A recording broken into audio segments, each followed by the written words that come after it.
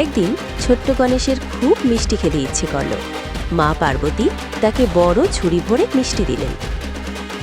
খুদে গজানন মিষ্টির ঝুড়ি নিয়ে বনের পথে চলল, কিন্তু ঝুড়ি এত ভারী যে হাঁটতে কষ্ট হচ্ছিল।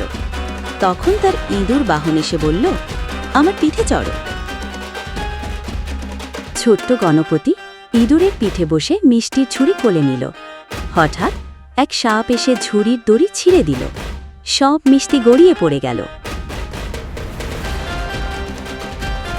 খুদে গণেশ দৌড়ে সাপকে ধরে বলল, তুই দড়ি ছিঁড়েছিস, এখন তুই দড়ি হবি।